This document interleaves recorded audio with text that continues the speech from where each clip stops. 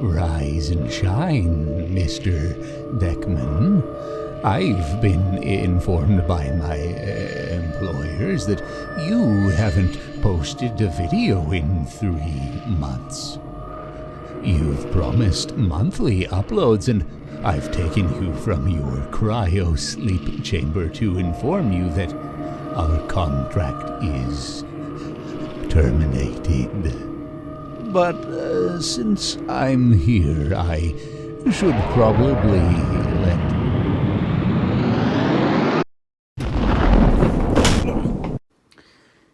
Here's a screw.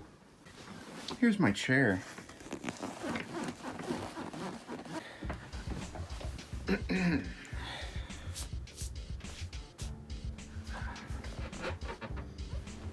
Sorry, just getting used to the fact that I was put into cryo sleep by the G-Man. He mostly told me things about Gordon's feet.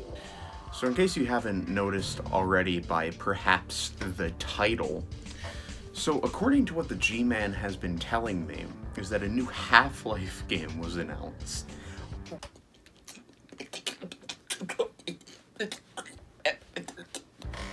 He literally banned me from cryo sleep, I guess, so I might as well talk about it. So, anyway, on with the video.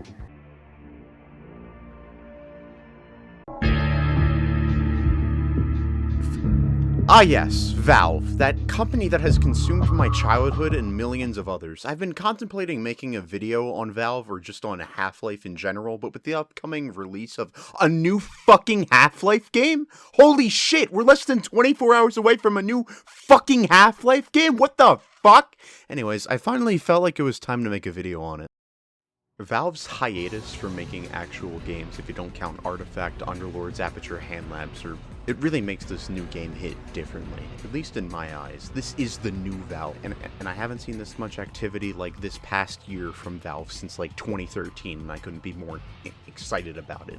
They've been pushing out CSGO updates basically every month now, and I know Dota is getting the coke on the ass treatment since Valve loves making spin-off games with that IP, but this is it.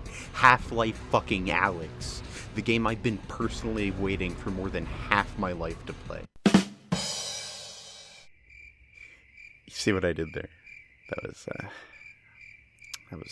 funny. It was one of my famous jokes. One clap at a time, please. Please. Please, god damn it, I told you to fucking stop clapping, mother— The main issue with the game, if you can even call it an issue, is the hurdle of VR. Obviously the first 6 entries in the franchise, if you count Blue Shift, Opposing Force, and the episodes separately, they've all been first-person, fast-paced, horror-esque, single-player shooters. That took me 29 fucking takes to say, god damn it. To directly transition that sort of gameplay over to VR is obviously impossible, but to turn that into something similar with its own elements as seen in the gameplay makes Half-Life Alyx in particular stand out from the rest. I admit I was a bit skeptical from just having the one trailer and then silence for months, then it got cancelled from being shown at the fucking Game Awards last second. What the fuck was up with that, Valve? Huh, Valve? Huh, Gabe? Little bitch. But now that I've seen gameplay, I'm fairly certain that this game is in good hands. The interactions with the environment, like digging through trash cans to find ammo or looking into lockers to find this resin stuff, makes this game feel like it was actually made for VR and not just some gimmick they're shoehorning in. Like, look at this shit. This motherfucker slides over to this car and then uses it as a damn fucking shield. Holy fuck. If this entire game is this interactable, it's gonna blow everyone's mind and start a VR game revolution or some shit. On that note, I have a hard time imagining how this is gonna work in my tiny ass VR space. I'm really looking forward to trying to swipe away a fucking head crab and instead leave a giant dent in my wall. Oh, motherfucker! Yeah. Dude, oh my god! Oh my god! Don't break it! You're hitting the Stop wall. punching my wardrobe! Get him! He's close enough. I can't do it! Oh. Can I get him? No. I'm really anticipating the Final Hours documentary by Jeff Keighley, which is about what happened with Valve during their hiatus. Hopefully it'll cover a lot of the canceled Valve projects that eventually led to one of them getting completed. I'm really hoping to learn something about Left 4 Dead 3, and yes, I know people at Valve are denying that it exists in the first place, but there's factual evidence from themselves to counter that. Valve pipeline. I'm sorry, I have the coronavirus. I can't help myself. It's currently in my area and I'm gonna die. 2 feet, please. Thank you.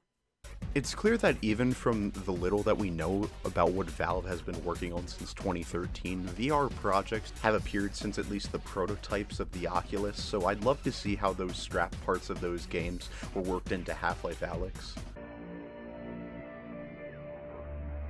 The main level shown off is this subway tutorial level. The details in the surroundings are so immense that I can feel my computer overheating already.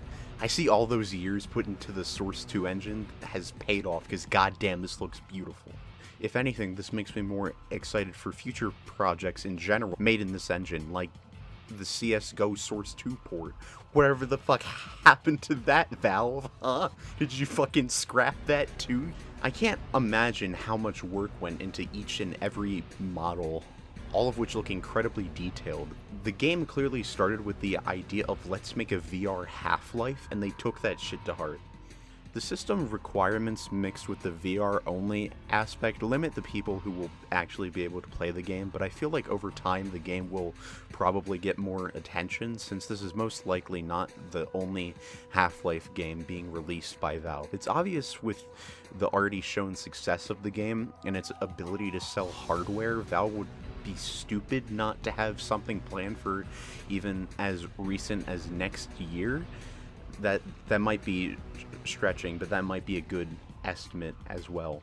They obviously were going to use the pre-established IP and make a VR game out of it, so they could sell their new VR headset. The most obvious choices were Half-Life, Left 4 Dead, or Portal, all of which were tried, and clearly 1.5 of which succeeded if you count the lab or hand lab. And I know they're tech demos, so I know if you want to count those out, that makes sense, but still. Valve so far has had no issue getting people interested. Piper, are you just gonna whine this entire time I try and make this video? Valve so far has had no issue getting people interested in spending hundreds of dollars on hardware, since pretty much every different brand of VR has been sold out for months. I sold my Oculus back in January to purchase the Index only this month, and hopefully this upgrade really shows when playing the game. It somehow was ordered and shipped in 5 days, so either I got extremely lucky, or Valve really wants me to play this game. I don't really have much else to say about my reaction to Half-Life Alyx, besides the fact that I'm clearly excited for it, so I might as well just go on to more cynical things.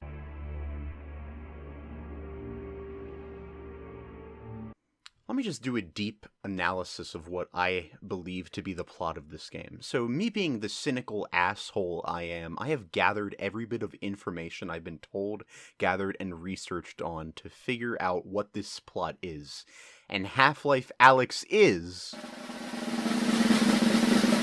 a contrived time travel story. Okay, alright now, hear me out here.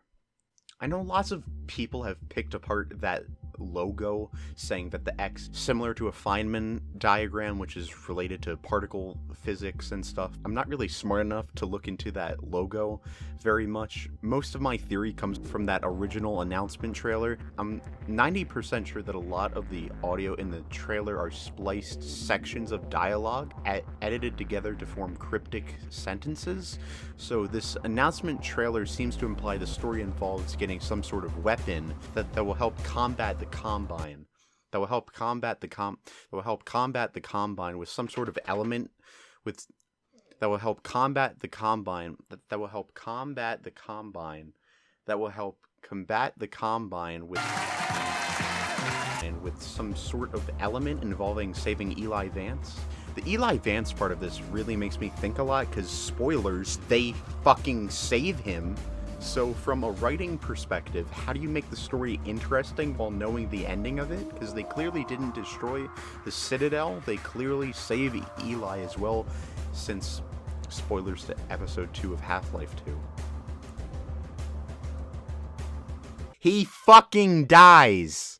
The way that I can see it working in my head is to have the story revolve around a time travel plot. Now, I believe that this game's story is going to flip-flop between post-Episode 2 and pre-Half-Life 2, and there's a lot of evidence to back this up alongside what I said. Eli Vance has a quote in this trailer saying, "Close your eyes, honey!" which was the last words his character said before he died. Close your eyes, honey! And Valve themselves specifically stated that you should play Half-Life 2 Episode 2. They didn't mention any other episodes besides that particular episode. Not Half-Life 1 or Half-Life 2, specifically Episode 2, which means it's vital to this story. At least that's my understanding of that. Now, since Episode 2 from 2007 ended on a cliffhanger and was the last Half-Life related media, they will probably try and wrap up some stuff from what was meant to be in Episode 3. Half-Life Alyx will have the Borealis in it. It just fits with the time travel element, the post-Episode 2 stuff, and it also gives more light into the Vortigaunt's line. You will not save him. Alyx Vance alone cannot prevent his fate. Which obviously refers to Eli's death in Episode 2. Now let me talk about good old G-Man and the role he's gonna play. Now, I'm under the impression that the G-Man hasn't had much interaction with Alyx prior to Episode 2, so the only time he mentioned her was when he knew about her at Black Mesa. So I'm going to assume that their first interaction was from Episode 2. When I plucked her from Black Mesa, I acted in the face of objections that she was a mere child and of no practical use to anyone. I have learned to ignore such naysayers when quelling them was out of the question. In the trailer, Russell says, "They're gonna find out what he knows, and then they're gonna kill him." I refuse to believe that this is referring to Eli. All of the Eli Vance quotes make me skeptical about what direction the story will go, but time travel makes the most sense to me. Hopefully all of that came across clearly, but that's where my head's at with all this. So let me sum up what the story is about based on what I've discussed. It's a time travel plot revolving around the early days of City 17, which will coincide with the events that happened after Half-Life 2 Episode 2, and will have some sort of super weapon found in the past that'll help them in the future to destroy part of City 17 and start the rebellion. Bam. Final answer. If I'm wrong, I don't care. The story has Eric Wolpaw behind it, and I'm sure whatever they have planned will be 10 times better than whatever the fuck I'm thinking of.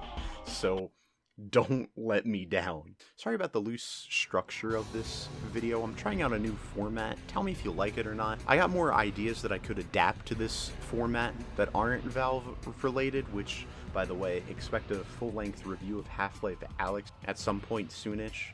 Anyway, thanks for watching. Goodbye.